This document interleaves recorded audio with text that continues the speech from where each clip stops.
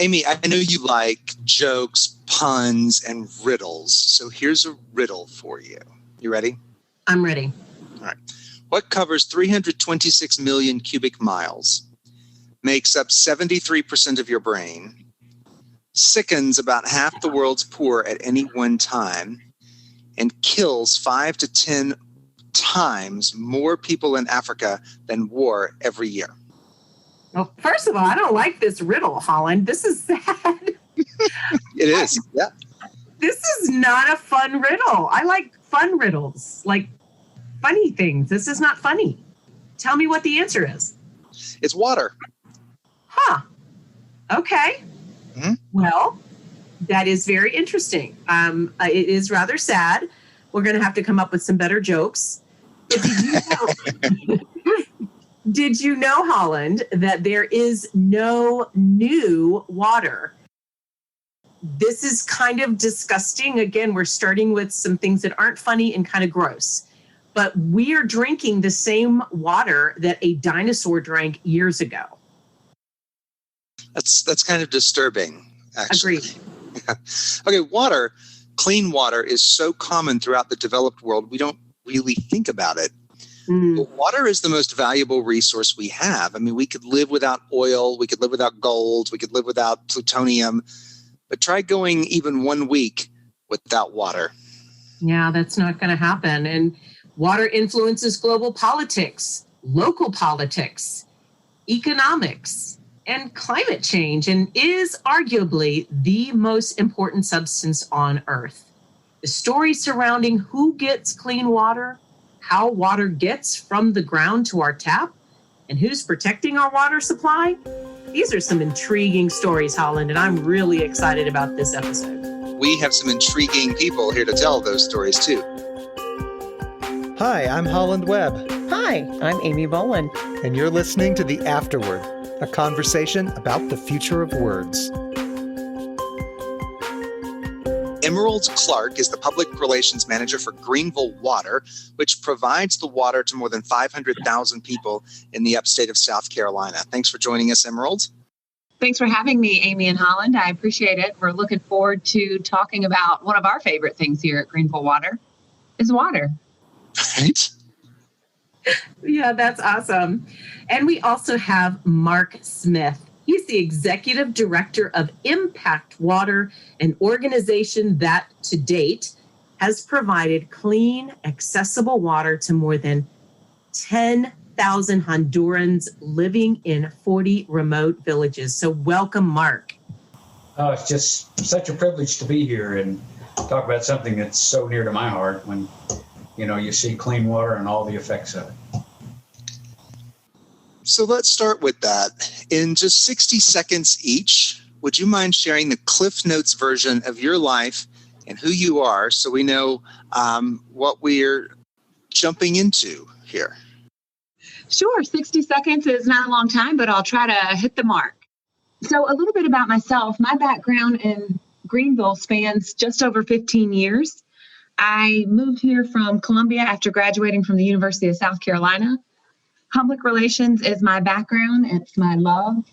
I'm now in the water industry, but prior to that, I worked at Fluor for just over a decade and then spent some time at Michelin before that. So I think it's great to come full circle in terms of public relations and end up at such a great place like water. It's so good to be here. I started my water background about 35 years ago. I was pastor of a church in San Antonio, and we took about 12 guys and went to the interior of the Amazon jungle and middle of nowhere with an indigenous group of Indians there and built a complete water system. And it just literally did two things. It changed the life of that village, and it changed the lives of the guy that went with me. And so that got into my blood. And so we started doing a water project about every year and a half. And it was so powerful in my own life, such a catalyst for change in me, that in 2008, I left the church that I'd started and went full time with Impact Water, the organization that we started. And as y'all have said, we went to Honduras. I teamed with another water engineer there. And in the last 13 years, we have built over 40 projects and provided water for over 10,000 people. So the same two things happen. It literally changes and transforms the lives of those villagers forever. And it changes the lives of the guys that go with me, from the U.S.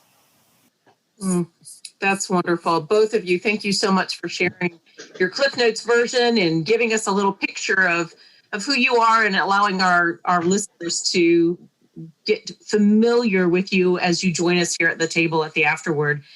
But sometimes when we're talking about certain subjects, we do need to define some terms, and that helps with the understanding of the conversation.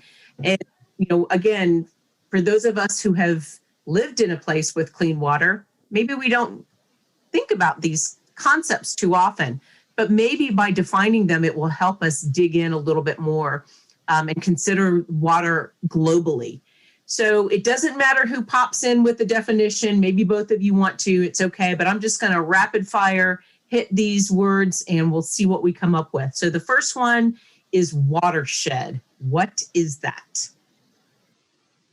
So I'll go ahead and start with this one, Amy. So, your average and I guess more typical definition of a watershed is really, it's just an area of land that drains all of the streams and rainfall to a common outlet like a reservoir. And for Greenville, those reservoirs end up being our drinking water. Not all of them, but some of them. 3 of the drinking water sources that you have in Greenville are the Table Rock Reservoir, the North Saluda Reservoir, and the Lake Keary Reservoir. Now, that's where we get all of our drinking water from in Greenville County. And total in South Carolina, there's 8 major watersheds that serve the Greenville community. And our drinking water comes from the Savannah watershed and from the Saluda watersheds. So it's pretty important when you think about watersheds because each one feeds downstream. So truly what we do at the top comes down to the bottom. So you have the full mountains to sea. You always want to respect your downstream neighbors. That's good. Ooh, I like that. Anything else on that, Mark? Now, just from our standpoint, we have springs in all over the mountains there that pop up, but at the same time, they have little or no accessibility to those. So that's where we combine them together, pull a water source together, and put it into the village. Okay, excellent. All right, how about this one? Gravity-fed water system. Sounds scientific. From my standpoint, that's what we have to have. That's our source for all of our drinking water. We find a spring that has to be above the village. They encapsulate it in concrete. They dig a pipe, usually anywhere from 5 to 8 miles, and then we put a water holding tank and run that into the village. It's a very simple system. Okay. Yeah. And just to build on what Mark said, I mean, a gravity-fed system is literally what it says. It is using gravity to transport that valuable resource to your home or to your village, to your community, to your town. And it's interesting, in Greenville, we are perfect for a gravity-fed system. Nearly 9,000 citizens began in 1890 receiving their water from a full-flowing gravity-fed system. So having a gravity-fed system allows for resiliency in a system if you lose power, and it also provides a cost savings. Excellent. All right, we've talked a lot about equity on the Afterword in other areas, but what about water equity? For us at Greenville Water, water equity really centers around providing clean, safe, affordable water to our community. But it's also about ensuring the safe, reliable infrastructure that delivers that drinking water to homes throughout Greenville County. And when you think about water equity, you have to think about the cost of water. We've got some of the cheapest water in the country. People are paying less than $15 for 3,500 gallons. So it really gives you an idea of how much you can get. And when you think about worldwide, how scarce water can be, it's important to know that you're getting water for a good rate. And if you look at within our community, in the City View community in Greenville, we're providing equity and opportunity through community revitalization efforts that support infrastructure improvements, promote public health. They improve the environment and also attract development in neighborhoods that may have experienced some economic challenges. Okay. Mark, you must be all over water equity with what you're doing. Well, what we do is come in and raise the funds for the infrastructure. They put it all in from start to finish. We bring a team in to guide them through that whole process, have engineers there. But once that system in, it differentiates itself from a lot of water outreaches because ours are all gravity fed. We don't do any wells. Wells typically last anywhere from 3 to 4 years. Then you have to pull the pumps. Many of the places don't have the money to do that. So ours are a free-flowing system. The first one that I did was in 1986. It's still being used today in those villages because they just don't break down. So the equity there is just for forever, as long as those pipes hold up. Tremendous. That's wonderful. All right, so let's talk a little bit. We've heard some things in the news here, even in the United States, but what is safe water? Great question, Amy. Safe water begins with the protection for Greenville water of 2 of our 3 watersheds. We own 30,000 acres of protected watershed, so it really starts at the source. It keeps out man-made pollutants. It also has the benefit of starting with some of the cleanest water available. We then transmit this wonderful water to our state-of-the-art treatment plants where we treat it and then distribute it. But it's not just where the water comes from. It's also how the water is managed, how the water is cleaned. Greenville Water is part of the Safe Water program, the Partnership for Safe Water program through the American Water Works Association. The mission of that Partnership for Safe Water is to improve the quality of water delivered to customers by removing any natural contaminants and disinfecting the water for its journey to the end user. So basically, you're getting the purest water at the end of the day. We meet all of the state and federal requirements that are put in place and that are set by SCDHEC and EPA. So while it may mean a little bit something different for Mark and myself, at the end of the day, it's what's the safest, most consumable water that you can have. Again, here in the States, it is making sure that we're in line with all the standards that are set by the regulatory agencies. Okay. Totally different in a third world country. Yeah. No standards, no nothing. So you go out there and mom takes her bucket out into a stream where the pigs are they're about a half a mile up, and all the contamination of that water. Anytime they find a source of water, they put a black hose into it and try to get it to their house. And so sickness, all kinds of stuff. Well, we encapsulate the water system totally from the spring, run it into the village. And so and then we put a chlorinator on top of the water tank. And so from then on, instead of all the contamination, all the stuff that comes with that, the sickness and so forth, they have clean water from now on. That is so good. It's life-changing. Yeah, absolutely. Absolutely. And our last term for definition, water scarcity. And Mark, you're kind of talking the whole time about this, so I'm going to let you lead off.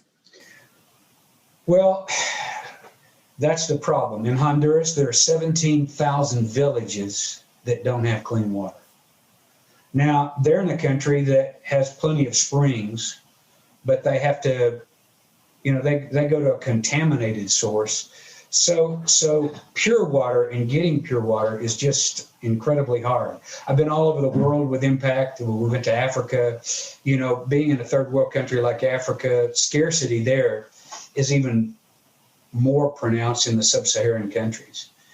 And so water, from Honduras standpoint, that's where we focus, is everywhere. The problem is getting clean water. Yeah. Okay. That makes sense. What about you, Emerald? Yeah, I guess when it comes to water scarcity, in the U.S., you would think, we don't have a water scarcity issue. We have plenty of sources to tap water from. We have plenty of facilities to clean that water. But it's not about that. When you think of water scarcity, it truly is the lack of safe, fresh water versus the demand for that. We're very fortunate to be in a rain-rich area of the nation. Now, this is not to say that Greenville and the upstate couldn't experience a drought or a water shortage in the future. In fact, the upstate has experienced 2 significant droughts in the past 20 years. And we understand that water is truly the lifeblood of our community. That's why for Greenville Water, we have a robust watershed management plan and a 100-year water resource plan that helps lend the technical support to our management of our precious water to ensure the sustainability, reliability, and resilience of our water supply well into 2100. Well, that's good to know. Okay, so now we have an idea of what we're talking about, and hopefully we're all kind of on the same page.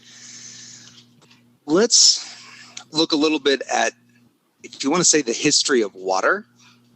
I know Amy and I talked earlier about how we're still drinking the same water dinosaurs drank, but let's go back and figure out how we got here. We haven't always had taps and running water and bottled water and sewage systems and water cleaning plants and all that goes with a modern water system.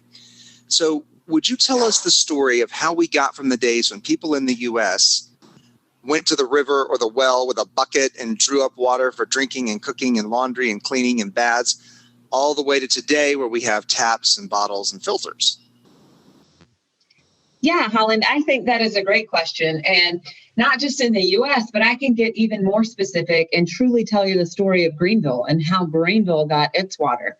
So from its early village days in the 1780s to becoming a city in 1869, Greenville has always recognized the inherent value of water relevant to its growth, and we see it in today's time. It started with the first efforts of city leaders in 1889 to form a municipal water utility. At that point, Greenville leaders worked with American Pipe Manufacturing Company out of Pennsylvania to build a water system for the city of Greenville.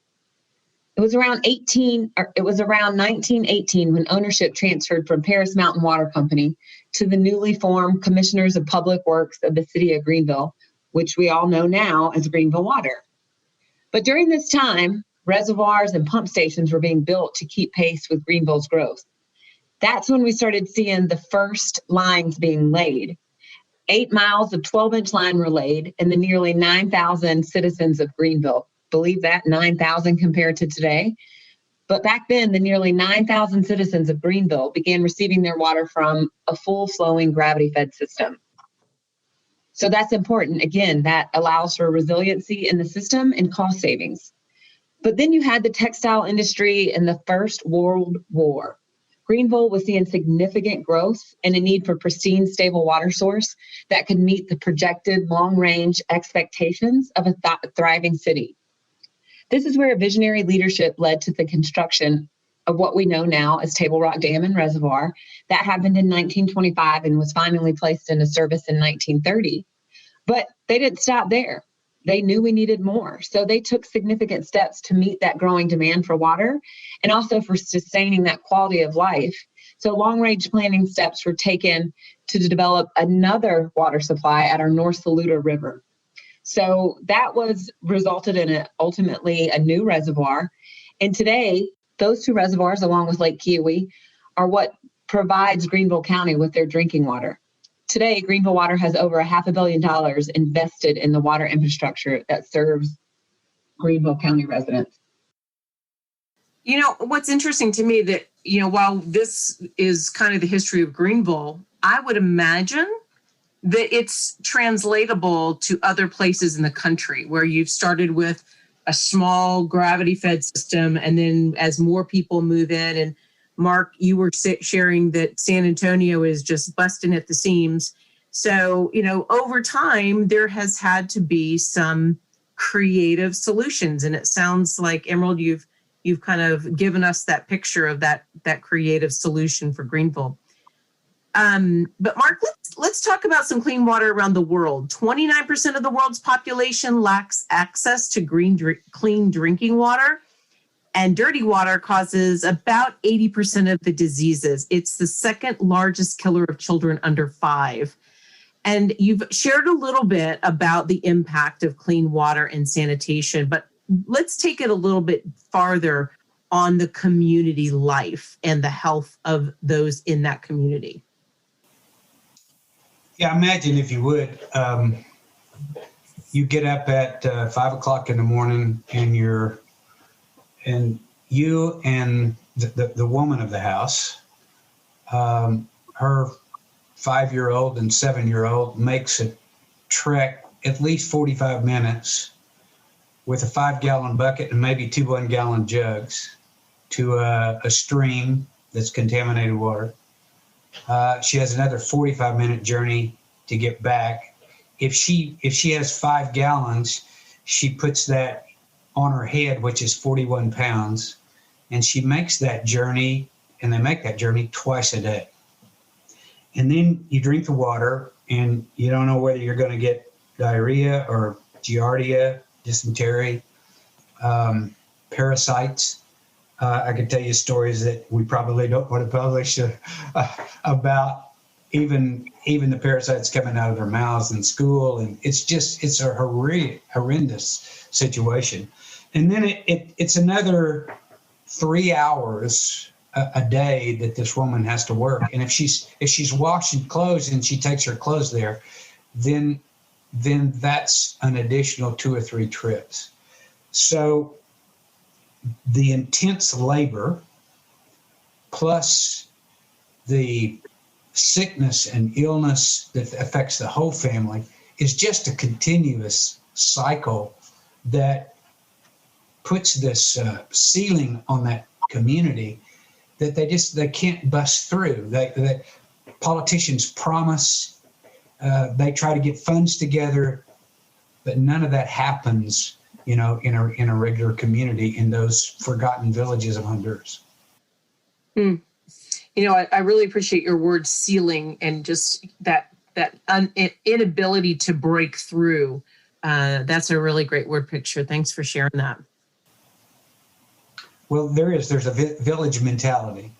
You've lived in that village for 35 or 40 years, and all you know is all you know. Right, exactly. And you have a 1st or 2nd grade education, so it's very difficult for them to think out of that box. Sure.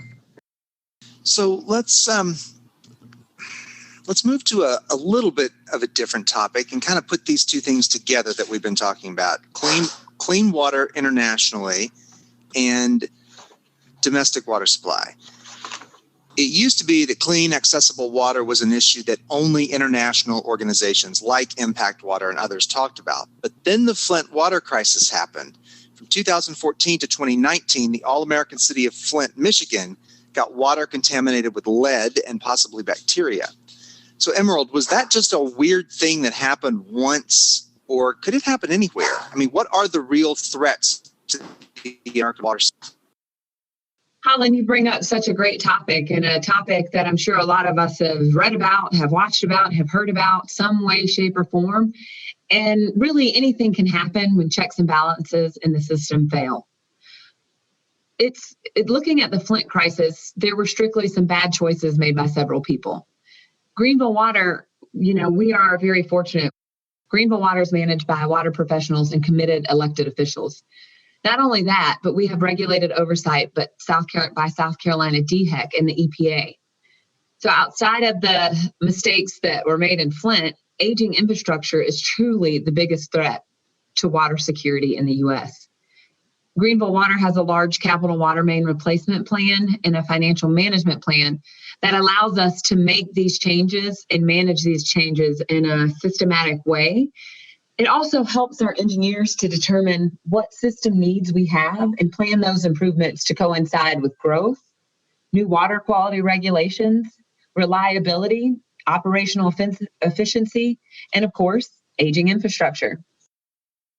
We're hearing a lot about infrastructure a lot right now. And I appreciate, Emerald, you bringing that up, this needs for checks and balances. And Mark, I want to just toss this question to you just for a second. What do you see about checks and balances, and even, in areas that are starting to explode with population? What do you think we need to start thinking about moving forward?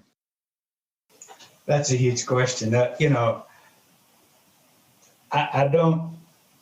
I'm involved with small villages who who have never had clean water in their entire lives.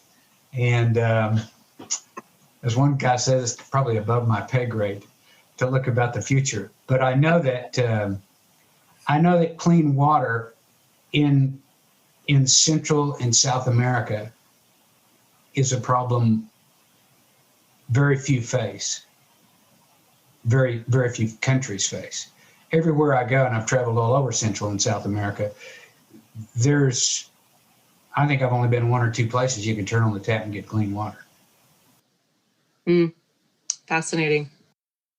So, Emerald, I'm going to start with you. You have really given us some good insight on water, and your background with this Greenville water system is so robust, as you were saying.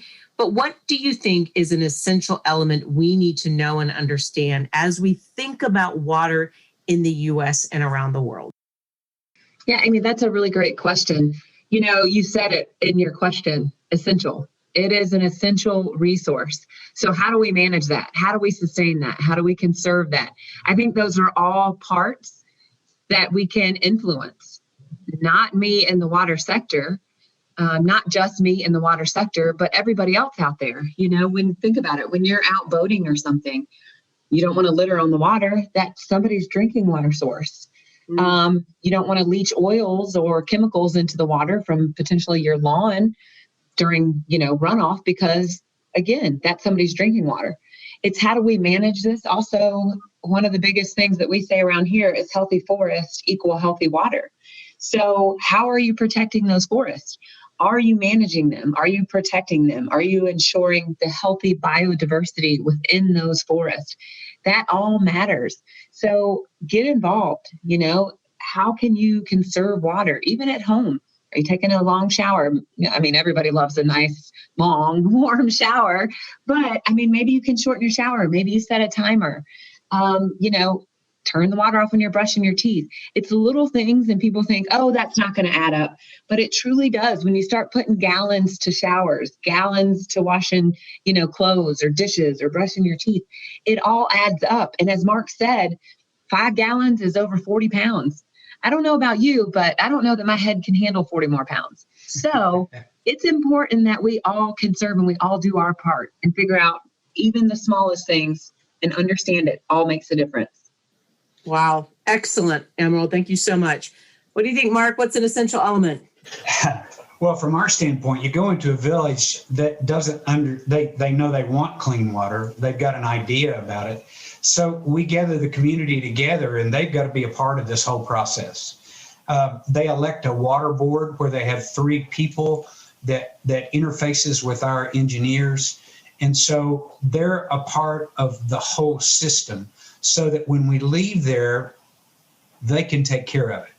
So not only are they just in the idea, but the whole construction process is theirs. So they understand how to encapsulate that spring totally in concrete. They've run the line 5 to 8 miles into the village. They built a water tank. We put the chlorinator on top of it. But they're involved in every part of the process. And so, like, once a month, they drain the water tank. The water tank's about as big as a person's bedroom. And so they drain that. They take Clorox and they go in there and clean it all out. And so they manage the whole system. Now, the good part about that is if a faucet goes down or a pipe breaks, they know how to keep it going. So sustainability with a gravity-fed system where there's no moving parts and they understand the complete system, that's part of our education process that we have to do in order that those systems will continue to flourish for years to come. Excellent. So I'm hearing from both of you, management, community involvement, sustainability, and education. That's awesome. These are great essential elements. Thank you all so much. Yeah, thank you for this whole conversation. It's very needed. We're going to put a pin in it here. And while you wait for part 2, please go to theafterwordpodcast.com and become a subscriber. Leave us a review and tell your friends about us. You are always welcome at our table.